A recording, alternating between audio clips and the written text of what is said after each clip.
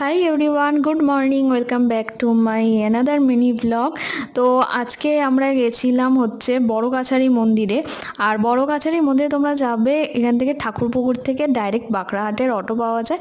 তো সেখান থেকেই আমরা অটো ধরে নিয়েছি। আর এখানে বড় কাছারির যে মেন গেটটা, সেখান থেকে আবার মানে মন্দির অবধি যেতে আবার অটো করতে হয়। আর এখানে রাস্তাগুলো না ভীষণ সুন্দর, আর ঠিক গ্রামের একটা এখানে একটা পরিবেশ আছে। তো যাই হোক, আমরা তো প্রায় 8টার মধ্যে এখানে পৌঁছে গেছি। মানে বাড়ি থেকে বেরিয়েছিলাম 6টা কি 6:30 নাগাদ। তারপরে ওখান থেকে আমরা পুজোর সব ডালা কিনে নিয়েছি ওখান থেকে। তো এখান থেকে আরেকটা দিদি এখানে দণ্ডি কাটবে এখানে মন্দিরে। আর আমি এরকম কাছ থেকে দণ্ডি কাটা এই প্রথমবারই বলতে পারো দেখলাম। তো আর সেই দিনটা একটা বেশ ভালো দিন ছিল, যে কিছু একটা দিন ছিল যে দিনটা খুব ভালো। তো এটা আমাদের হঠাৎ করেই প্ল্যান হয়েছিল যে হ্যাঁ, মানে অনেক দিন ধরেই আমি ভাবছিলাম যে এরকম বড় কাছারির মন্দিরে যাব, অনেক নাম শুনেছি। তো হঠাৎ করেই যে এভাবে হয়ে যাবে সেটা ভাবতে পারিনি।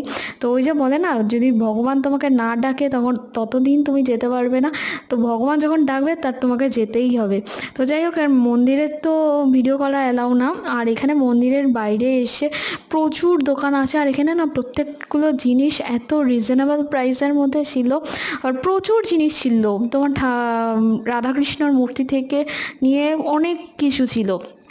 আর এখানে যারা চুল দেয় তারা এরকম মানে শিবকে একটা করে, কৃষ্ণ ঠাকুর একটা করে মানে দেয়, তাদের মানত থাকে।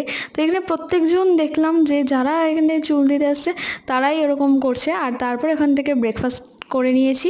আর পুজো দেওয়ার পর ব্রেকফাস্ট মানে হচ্ছে পেটাই পরোটা খেয়েছি, আর হয়েছে ছোলার ডাল, আলুর দম, আর দিয়েছিল হচ্ছে আলুর চপ। তো যাই হোক, লাস্টে একটা করে কোল্ড ড্রিঙ্কস খেয়ে নিয়েছি। তো এইভাবেই কাটালাম দিনটা।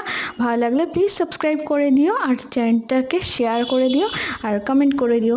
তো চলো, টাটা, বাই।